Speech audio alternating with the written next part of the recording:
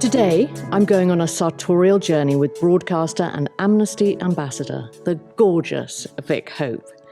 Vick Hope, 33, was born in Newcastle and studied at Cambridge University.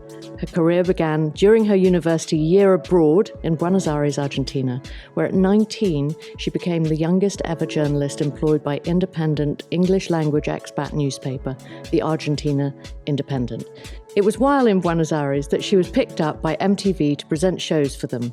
Following that, back in the UK, she threw herself into a broadcasting career, accruing a rather madly varied range of experience, presenting Crufts, the Paralympics on Channel 4, and boxing on Sky Sports.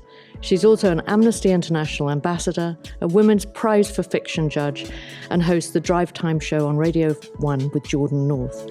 So, hello and welcome, Vick. My goodness. Oh, thank you so much for having me. It's wonderful to meet. We've figured that we'd met before during a London Fashion Week. During Fashion Week. And I just before we started recording, I was digging myself into a hole, being like, yes, and I think, but we definitely did. We definitely did. We definitely did. But I think it was one of those, it's such a flurry, and Fashion Week is mad, and we actually get to sit down properly now and chat. I know, which is just so exciting. Yeah. So what projects are you most excited about at the moment? I'm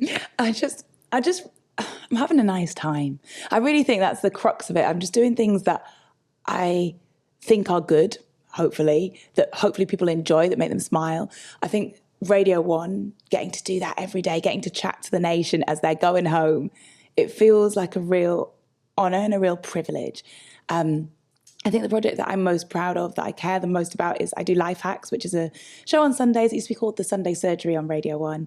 And it's all about issues affecting young people, whether it's their mental health, money, their career, their education, sex, their bodies. And I used to listen to it growing up. And I remember I used to sit in my bedroom and find solace in the fact that I wasn't alone in going through these things. These other people were talking about it on the radio. And every person who gets in touch for advice, will have experts on, doctors, psychologists. Every person that gets in touch is then met by thousands of other people who get in touch to say, I'm going through that too. Don't worry, you'll get through it. There's light at the end of the tunnel. It feels really special. So any projects where I feel like I'm doing something that helps a little bit tends to be my MO. Yeah, it feeds your soul. It feeds your soul. That's super cool to be able to have an impact on people's lives. I hope so. But even, do you know what? Even just going home with Vick and Jordan on Radio 1 in the afternoons, I mean, it's so silly. It's so silly. Half the time it is fart jokes. But that's okay, because if you've been having a bad day, if it's making someone smile, if it's making someone giggle and laugh, job done. That feels like it's, a help, hopefully, as well. Yeah, there's not the more of that, the better, really, isn't it? I know you've talked about feeling ugly growing up, which just really sort of really touches me. When do you feel you looked in the mirror and loved yourself? Was there a catalyst moment? When you're young, all you want is to fit in. Well, I did anyway. I was the only... Well, I didn't know anyone else mixed race apart from my own family. I'd never met an interracial couple family. So I don't know. At my school, there was no black people either. So I think that I just didn't like being different. And I would have given anything. I hated my hair. And, not that they didn't make fun of it as such, but you reminded of its difference. Even when someone tried to brush it and the brush wouldn't go through it. Little things like that. And they're so tiny, but they stay with you. Yeah. And so as soon as I could, I was straightening my hair. And I did. I remember being small and saying, Mom, can you wash brown off me? Because I didn't think it was beautiful. I didn't really think it was valid. As I got a bit older, I mean, I don't think going to Cambridge necessarily helped. Weirdly, the thing about going to Cambridge, I was already used to being the only brown person in the room. I wasn't used to being the only northerner in the room. That was the more shocking thing for me when I got there. It's like, how do these people all know each other, and they all went to the same schools and they all know these same places down south? But when I came to London, I went for a bit of a difficult time at uni, I think, because there is so much pressure on you, and the same can be said for so many girls that I knew at Cambridge. I know that there were big problems with mental health and eating disorders specifically, because when you are a perfectionist, which everyone's mind there was wired a certain way because they're driven. They're so driven. They want to be the best at their subject. Their brains are in overdrive all the time. And the one thing they can control so often was their weight and what they were putting in their body. You could see it, that perfectionism flowed over. So I struggled a lot with my image there and feeling like I wasn't enough, feeling like I wasn't good enough and trying, but basically being very cruel to myself and to my body to try and fit a mold and try and be better, be the best. But when I came to London, for a start, I started being surrounded by people who all looked different. And I realized difference is so beautiful. Being unique and just being whoever you are is cool. Celebrate that. I found people celebrating the things that made them different. Everyone was trying to be the most different, the most unique. And I realized you could just lean into that. And I started to explore the things that I liked about myself. I met an amazing lady called Michelle, who now does my hair, which can I say is just glorious. It is amazing. She taught me how to look after my curls, how we could, really lean into this thing. Yeah. I don't know. I guess we spoke about bodies and looks not being a trend, but I think that I felt a little more validated by some of the things I really hated about myself, which was my lips, my arse, like my skin. All of a sudden I was seeing them a lot more. And I guess... They are so enviable. This is the thing. And I still want to maintain that we shouldn't base our self-worth on what look is in fashion. Yeah. However, there is then a fine line between that and the fact that representation matters. And I will stand by that as well. Yeah. So it's sort of finding the balance there. But the more you see, the more you can be, the more you can lean into what you are. So actually, it was representation at that time. I was seeing a lot more people who looked like me in magazines, on TV. I thought, okay, maybe I can be on TV. Maybe I could do this as a career because there is a place for me. And the truth is there should always be a place for me. Yeah. And maybe there was, but I didn't know it. So in that representation, you find confidence. And my confidence started to grow from about the age of, I would say from about the age of 23, 24. Because even when I first moved to London, there was a real shyness. And well, you're probably finding your feet. But in the last few years, I just also, you know what? When I started to love the way I looked was when I stopped caring as much about the way I looked. When I realised how important my friends are, my friendships, my relationships.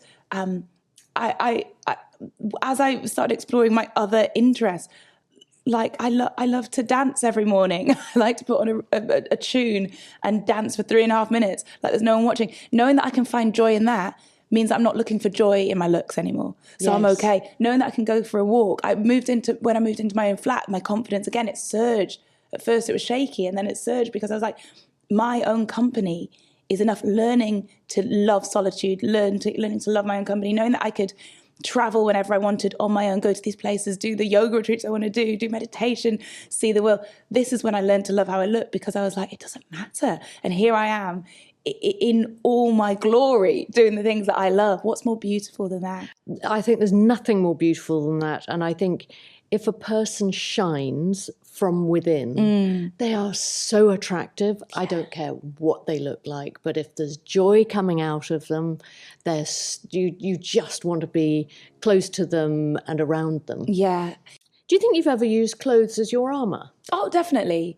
And armour could be a very positive thing, or it could be a defensiveness, that's not necessarily positive. There's times when, for red carpets, for example, or times that I'm going to be on TV and I've had some really exciting options of things to wear and I've gone, let's keep it safe because I don't want to give people anything that they can say about me.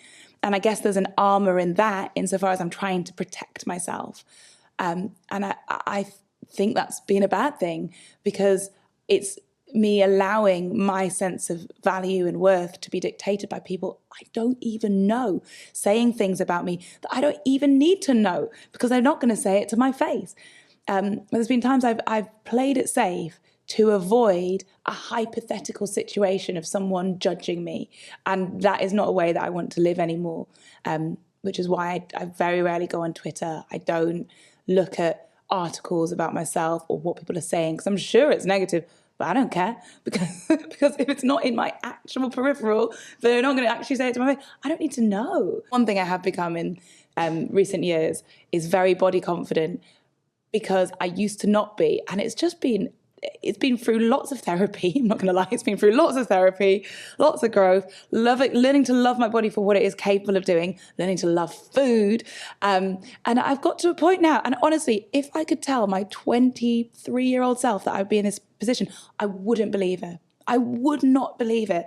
But that happened over the last 10 years, and I just now whip it out whenever. Like, so liberating. Honestly, I would happily be naked if I could all the time. But also, it's so great for me to hear someone of your age you've gone on that journey of discovery so much younger than a lot of my contemporaries. I mean, we often laugh amongst ourselves and say, God, if we'd known back then what we know now, it would have affected so many choices, particularly our clothing choices. And just to have that confidence is so inspiring. So I love that you're sharing that message, because, you know, so often youth can be wasted on the young, but it really isn't with you. And I think chapeau to you to be really shouting about it from the rooftops, because it's an important message. Yeah, I'm just trying to have a nice time.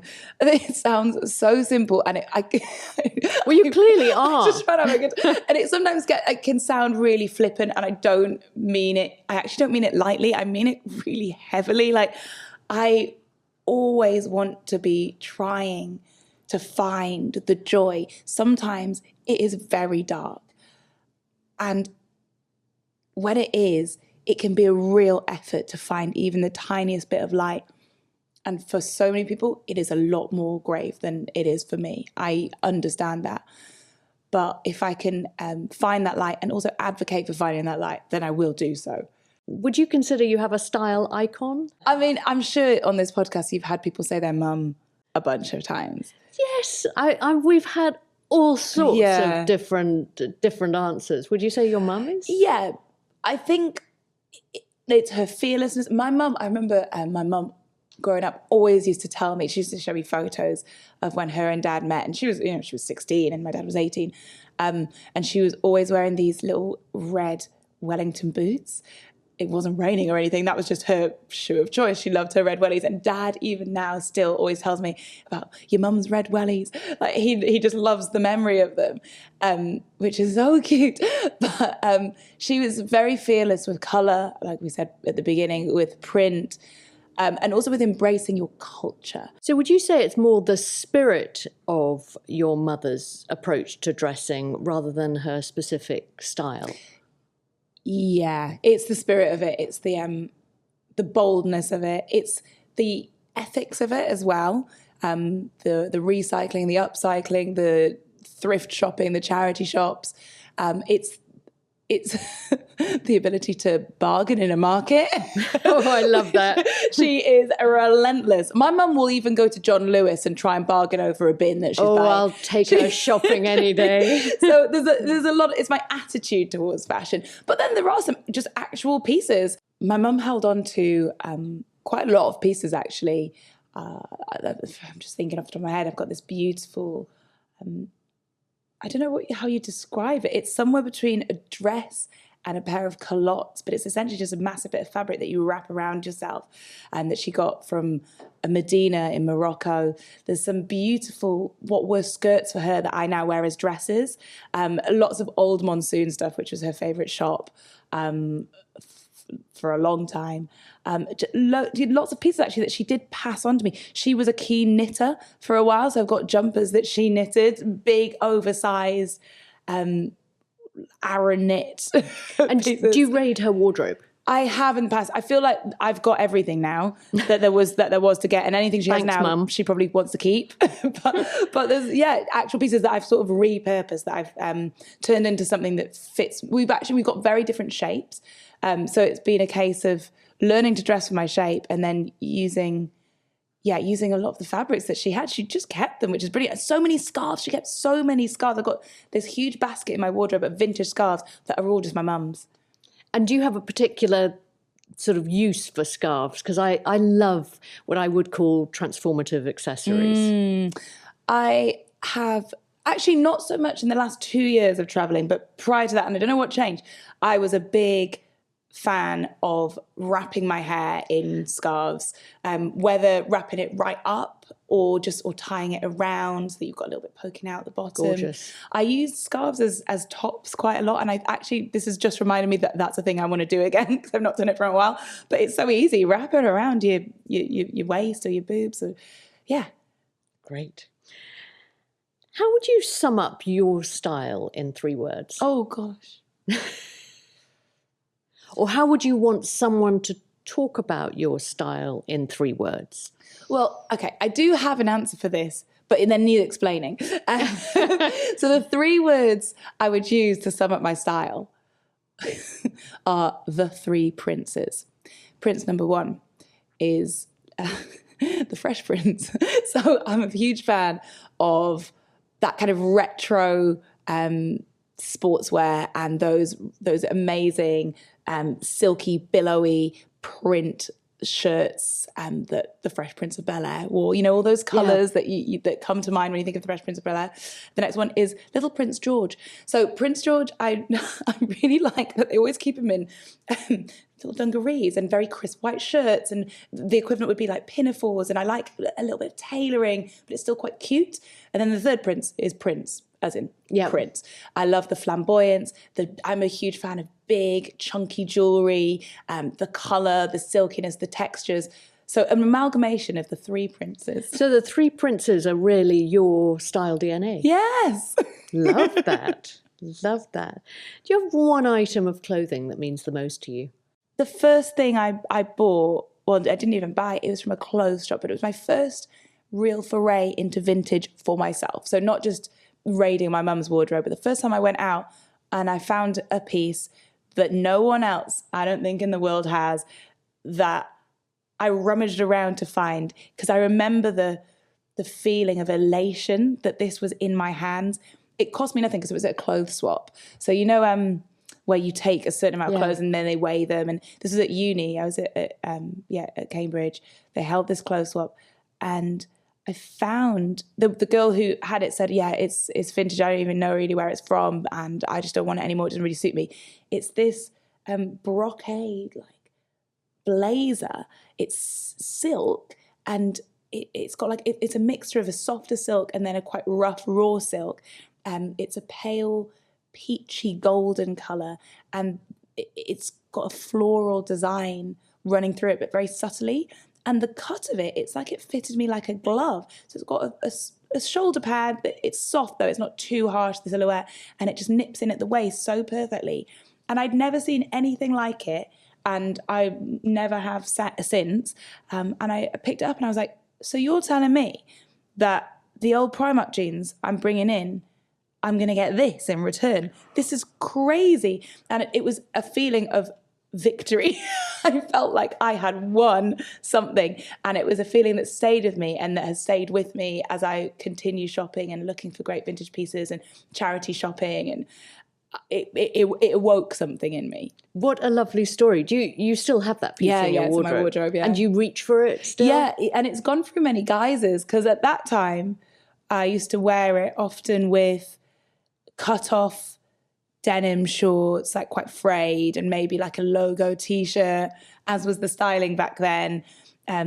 More recently, I wore it with a quite Victorian ruffled high neck blouse, white blouse, and a little leather skirt, but a tiny kind of skin tight mini leather skirt. So it's gone through lots of different.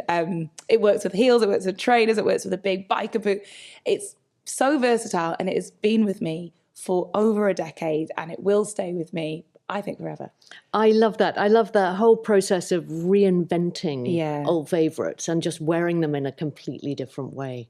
I think that's great, and it just really talks into holding on to our things that we love and reinventing them. Yeah, I had a clothes, not even swap. I was moving house recently, and I had all the girls around. I'd done a big clear out. I'd taken the things that I knew I needed, I wanted to keep, and then I just put on railings everything else. Had all the girls around to my flat. We drank so much champagne. My mum actually came down from Newcastle as well, and it was one of the best nights of my life. It was something about, because I didn't want to throw these clothes out. A lot of them actually hadn't really been worn much, if at all. Sometimes there were things that had been, gifted for whatever, for events. And it seems like such a waste. And every one of my friends was given a tote bag, and there was this collective rooting for each other as we'd be pulling the zip up all together. And as soon as the zip got to the top, everyone would scream and whoop. We were like, yeah. And everyone would scream, get it in the tote. That became the catchphrase of the night. Get it in the tote. If something fitted, if it looked good. And it made me so happy to see my clothes going to a better home, somewhere that they were going to be new. They were going to be new to that person. They're pre-loved and they're ready to be loved again. It was so much fun. Oh, brilliant. Brilliant. So swinging back to you, are there any moments that you look back on pictures and go, what was I thinking? Or you're just this sort of fountain of positivity. So knowing you as I do now, I wonder if you're even capable of saying, oh. Well, I do think, that was me at the time. That was her. There's been a few times I look back on photos and I think, you must have preempted the wind. Come on. So the National Television Awards, and I don't know how they manage it, because the same venue, the O2, also hosts other things like the Brits. There's no wind at the Brits. The way they made the red carpet, they enclose it so it's not a wind tunnel. However, and this is no shade on the National Television Awards, the NTAs, but how do they manage to make it so windy on that carpet? Did you have a Marilyn moment? I had a moment. There was one year I wore like a little suit, but it was very, very thin material. And I wore just a lacy bra underneath it, but I wanted to have it open so you could see the silhouette. And I mean, you just saw my nipples. It just like fully. And the other thing was for hair and makeup. There's just so much wind that it was all in my face. Every picture was just hair in my face. Bra on show, flapping open, and also because I was wearing such a wide leg trouser. If you wear wide legs in the wind, and then they just stick to you. It's the way it billows and it sticks to your leg. It's not a great look, and the way it then kind of gathers above the shoe. It's just. I now know you have to wear heavy fabrics for the NTAs and put your hair in quite a slick style because it's windy. Lesson learned. And any particular look that you would love to celebrate, that you just look back on and think, oh, yes, I nailed it. Oh. Well, you nail it a lot, but... I just really enjoy playing. It's the ones where you're not expecting it. So the Baftas this year, I wore a blue Studio Kaya dress that was fully embellished. Like, it was just loads of tiny little beads, and it was corseted and very... very tightly fit around my hips, and there was a nice bit of uplift on my boobs and stuff. So I really enjoyed feeling very feminine and very curvy and womanly in that piece. But that was never the intention. I had another dress that I was supposed to wear. It was a big, beautiful. It's the lime green colour. Is it called Chartreuse. Chartreuse. It was chartreuse. That was the plan, and it just didn't fit me properly, and we tried to get it adjusted, and it didn't work. But right up until the moment of going out onto that carpet, I was hosting the carpet. Right up until the moment of going out, I thought I was going to wear that, and I'd done hair and makeup for that, and I kind of looked forward to it, and it was a really big dress, but it just didn't fit, and I was actually gutted when I found out I couldn't wear it. But actually, once I got on the carpet in that blue dress, I was like, this was the dress. This was meant to be. It was meant to be. I was so happy to be wearing it. It was so perfect for it. It ended up matching Ali, who I was co-hosting with. also, looking back, when you're doing an interview with a microphone, there's no way I could have worn that big dress because the You wouldn't interviewee, have got close they wouldn't have been near me. It would have been impossible. There wasn't going to be space in our little area that we were doing it. It all worked out exactly as it was supposed to. And I loved that dress. It was so beautiful and I felt so good in it. And I got home that evening and my partner was like, when are you putting the photos up? When are you putting the photos up? I want to like them. That was my favourite dress that you've ever worn. And I was like, oh, bless you. I didn't know it was going to be such a hit. So, amazing. yeah. I'm always fascinated by those red carpet dress choices because I know for a fact that when in the past when I've dressed people for the Oscars or whatever it is, you never really know if they're going to wear it until you see them on the red carpet. So when's your final moment of deciding? Well, on that occasion, it was minutes before heading down. Usually, if it's a big event, try and have a fitting like maybe a week in advance so that this is more for... It's for choosing for a start. So there'll usually be a few options. And it's also for any adjustments that might need to be made just so it fits properly. But more and more, last night, for example, this event that I was hosting, it was again minutes before. There was no time for fitting. I only got the job like a week before and I've had no time for a fitting. So I just, Italy just brought like a bunch of dresses. I came straight from the radio. So we came off air, jumped in a taxi, and I had 1 hour to try on a load of dresses, do hair and makeup, go through my script, get the watch. There's a watch event. I had to have the watch fitted as well. And we just chose that. We threw on 3 dresses, the one that looked the nicest, that felt good in at the time. And once I was in it, I couldn't get out of it anyway. It was so tight. So that was that. And that's fine. I really don't mind. I'm not too precious about it. If it looks good, it feels good, then let's go for it. There'll be another chance to wear another dress another time. And are all of those dresses borrowed? Yes.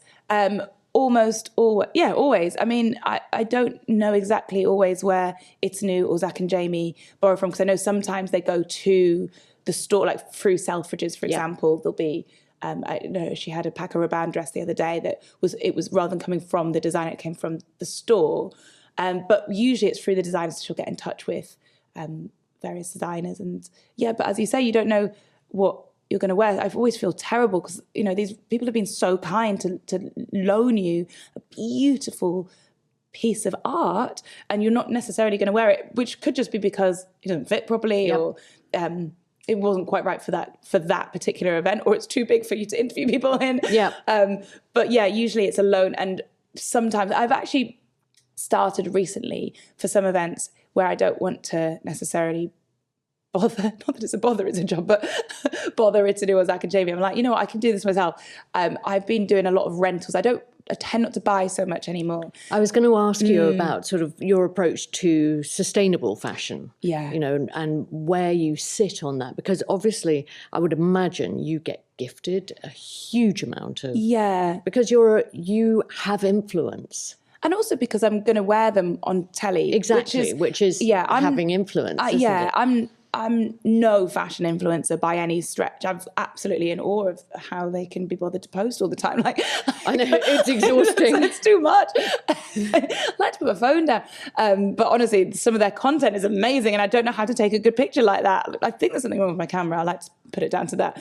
I do get often gifted bits that are specifically because they know that I've got a TV show coming up. So it's great if I'm doing something like Countdown, Pointless. I host Good Morning Britain. I do the showbiz whenever Richard Arnold's away. So that is, if I'm doing 2 weeks of that, I need 10 outfits. Yeah, it's a lot. It's a lot. So for stuff like that, people do often, brands often very kindly gift bits, which I'll then either try and rewear a bunch of times and make sure that people know I'll wear them on TV a bunch of times, because I think it sets hopefully an example to say, look, this is something we should all be doing. We should not be just chucking stuff out after wearing it once. It's so bad for the environment and it's wasteful. Or I'll re-gift them or give them to my friends. Like my mum, whenever she comes around to my house, first thing she says is, "What you got for me?" So I'll usually give it to my mum to then take home to Newcastle and give it to all my cousins, aunts. I've got so many people to give clothes to, so that they're always going to good homes, and I love then seeing them be like, "Oh yes, I remember this." But for the most part, I am actually trying to say to a lot of brands, it's okay. also because it comes in so much packaging, which I'm always like, why? Just feels wrong, doesn't it? Yeah. I'm trying to rent as much as possible, and I've loved renting for TV, renting for work, but also renting for holidays. This is the way forward. It makes packing and unpacking so much easier for a start, because I'm not going for my wardrobe and thinking, I know that I have got my capsule wardrobe sorted because I've done it on my phone, and then it's all going back again to where it needs to go.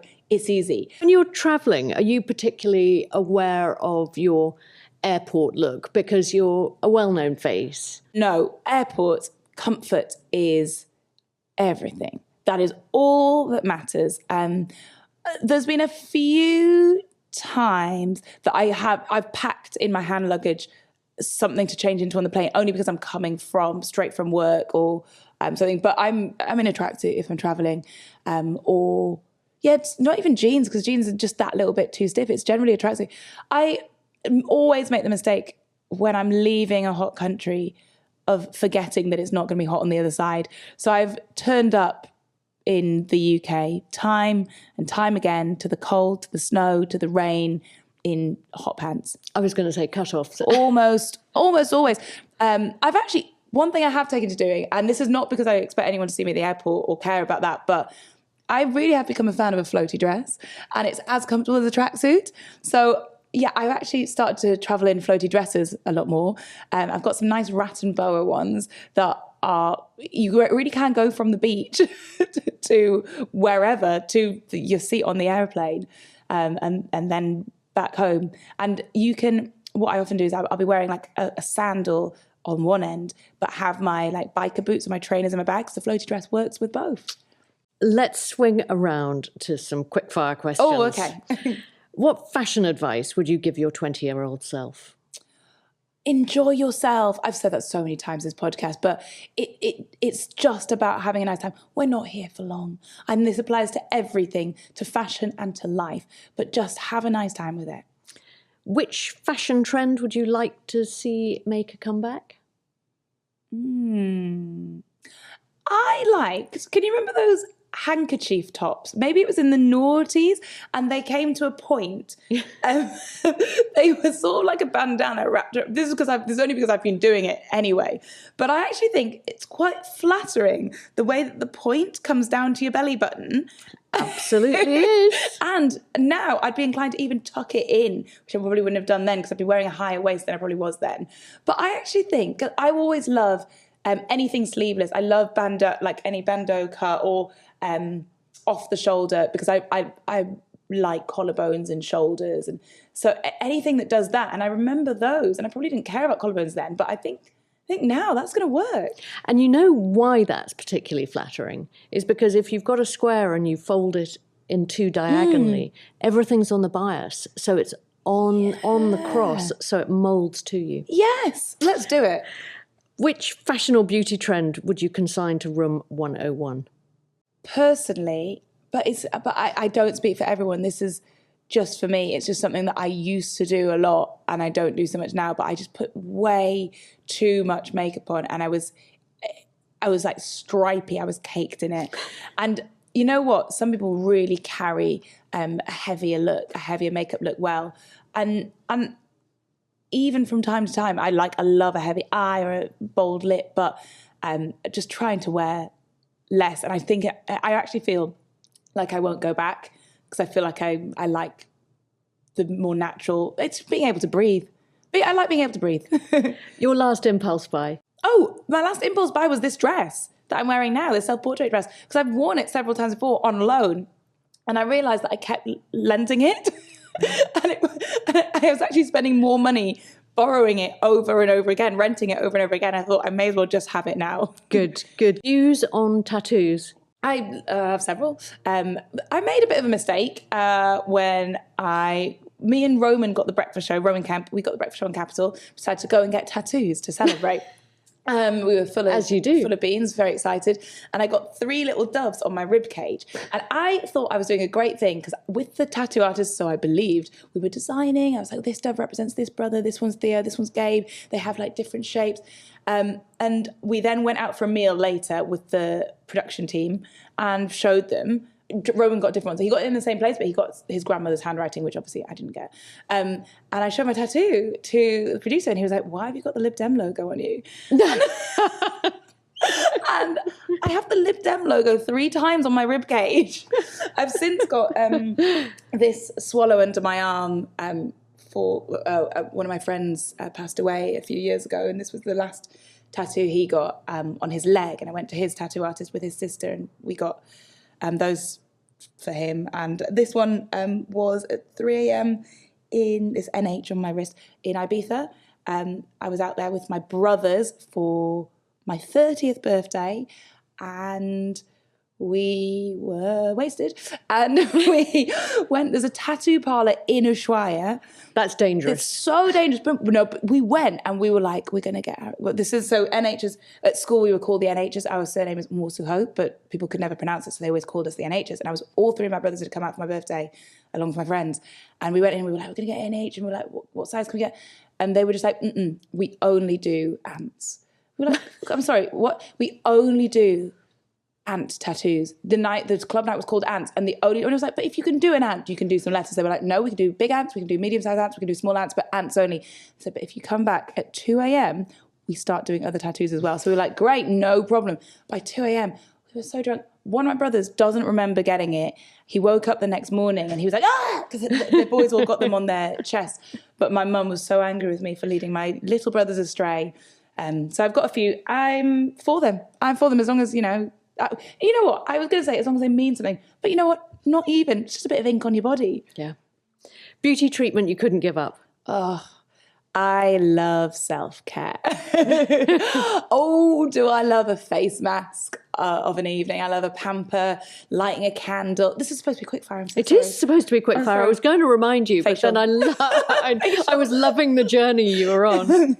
It's a facial. Okay, some real quickfire ones here. High end or high street? This is going to sound like an asshole. High end, but rented. Love that. Bling or bear? Bear in summer, bling in winter. Couture or charity shop? Charity shop. One-off or bog-off? Oh, one-off. Crocs, cute or puke? They are cute. And especially, the little fur, the ones with fur inside. Manolos or Louboutins? I wore Manolos last night. Thank you so much to them. Bags or shoes?